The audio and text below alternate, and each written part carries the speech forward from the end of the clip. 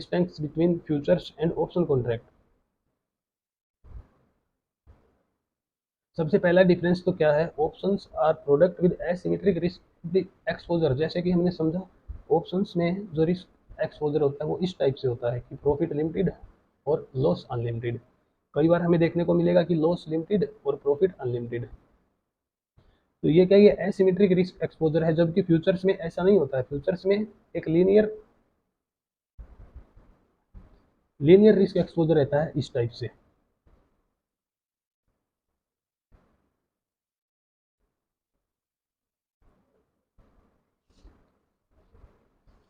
अभी देखते हैं, देखो जो नेक्स्ट हमें क्या मिला यहाँ पे, the gains when the underlying asset moves in one direction are significantly different from the losses when the underlying moves in opposite direction. Okay, अभी देखते हैं, अगर मार्केट एक मूव में डायरेक्शन कर रहा है, वन डायरेक्शन में, तो वहाँ पे गेन होगा वो अलग है।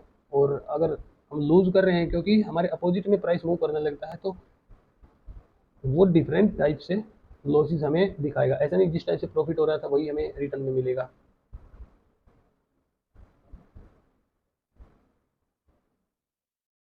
अभी देखते हैं, the option buyer pays relatively small premium of the market exposure. ये सही बात है बिल्कुल, क्योंकि ये मैं आपको अच्छे से समझाता हूँ। देखो, option buyer pays relatively small premium for the market exposure in relation to the contract value. क्योंकि कॉन्ट्रैक्ट वैल्यू अगर हम निकालेंगे तो बहुत बड़ी होती है, और हमको उसके लिए कुछ ही मार्जिन उसका पे करना पड़ता है, जैसे 10% टू 20%। हम उसका मार्जिन पे करके, इससे भी कम मार्जिन पे करके हम ऑप्शन को बाय कर सकते हैं। तो ये क्या, हो गया, ये एक लीवरेज प्रोडक्ट हो गया। और अगर लीवरेज प्रोडक्ट है तो हमें दोनों साइड में, लीवरेज प्रोडक्ट को आप दो धारी तलवार भी बोल सकते हैं, एक नंगी तलवार जो अपना भी नुकसान कर सकती है। क्योंकि जब मार्केट अपोजिट में मूव करेगा तो ये हमारे लॉसेज को बढ़ा देगा, क्योंकि हमने लीवरेज ली हुई है।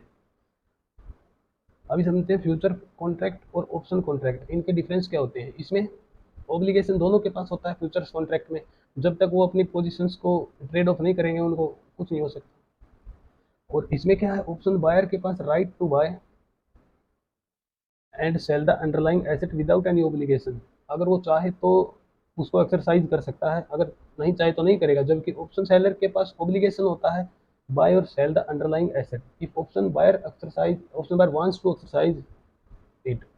अभी समझिए, ऑप्शन बायर के पास कोई ऑब्लिगेशन नहीं है, जबकि सेलर के पास ऑप्शन कॉन्ट्रैक्ट में ऑब्लिगेशन है। दूसरा पॉइंट हम समझते हैं, the buyer and the seller require to pay initial margin.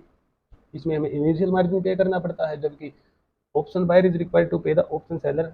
इसमें हम ऑप्शन प्रीमियम पे करते हैं, इसमें इनिशियल मार्जिन पे करते हैं। Both buyer and seller can make unlimited loss and gains. देखो, बायर्स और सेलर दोनों अनलिमिटेड गेन या फिर अनलिमिटेड लॉस हो सकता है फ्यूचर्स कॉन्ट्रैक्ट में। जबकि हम देखेंगे जो बायर होता है उसके पास ऑप्शन बायर होता है, तो उसके पास क्या होता है, उसका रिस्क होता है वो लिमिटेड है, और अनलिमिटेड उसको प्रॉफिट हो सकता है। और सेलर के पॉइंट ऑफ व्यू से देखेंगे तो सेलर के पास अनलिमिटेड लॉस है, but he gain is limited to the premium already received. Okay, ये डिफरेंस है। बट अभी देखते हैं फ्यूचर्स कॉन्ट्रैक्ट का लास्ट पॉइंट। अभी लास्ट पॉइंट कैसे है, जैसे both buyer and seller are subject to payment received to M2M on daily basis. जबकि ऐसा यहाँ पे नहीं होता है, ऑप्शन बायर के साथ नहीं होता है। Only for option seller M2M margin daily basis पे कलेक्ट होता है। यहाँ पे दोनों से होता है, बायर सेलर से, यहाँ पे ओनली सेलर्स। अभी देखते हैं basic of option price and option Greeks. Option की प्राइसिंग वो कैसे की जाती है, तो हमें पहले तो पता मिला, इसको हम पढ़ेंगे। The option premium is the sum of intrinsic value and time value. ये तो आपको पता ही है। और अगर एक्सपायर नहीं हुआ है ऑप्शन तो उसकी कुछ ना कुछ टाइम वैल्यू रहती है, और टाइम वैल्यू रहेगी। और क्या पता ऑप्शन की इंट्रिंसिक वैल्यू डिपेंड करती है कि वो आईटीएम है, एटीएम है, ओटीएम है। Only ITM has intrinsic value, ATM and OTM has no intrinsic value. ये बात हम समझते हैं। दूसरा देखते हैं, जो 5 फंडामेंटल पैरामीटर्स होते हैं जिनके ऊपर ऑप्शन प्राइस डिपेंड करता है, वो क्या होता है, spot price of underlying asset. ये बेसिक सी बात है कि जो भी अंडरलाइंग एसेट होगा उसमें जो भी फ्लक्चुएशन रहेगा स्पॉट प्राइस में, उसी हिसाब से उसका ऑप्शन भी मूव करेगा। Strike price of the option, ये भी प्राइस, इसको समझते हैं। अगर स्ट्राइक प्राइस दूर की है तो ऑप्शन कम मूव करेगा, जबकि स्ट्राइक प्राइस भी मायने रखती है ऑप्शन के लिए कि उसका प्रीमियम कितना होगा, उसकी प्राइसिंग कैसे होगी, इसके पीछे भी हम आगे भी पढ़ेंगे। इस ऑप्शन ग्रीक से हमें बहुत कुछ चीज़ें पता लग जाएगा। वोलेटिलिटी ज़्यादा होगी तो इसका मतलब क्या है, जो ऑप्शन का प्राइस है वो भी ज़्यादा होगा। If volatility will become slow then the value of option premium will become low. Okay.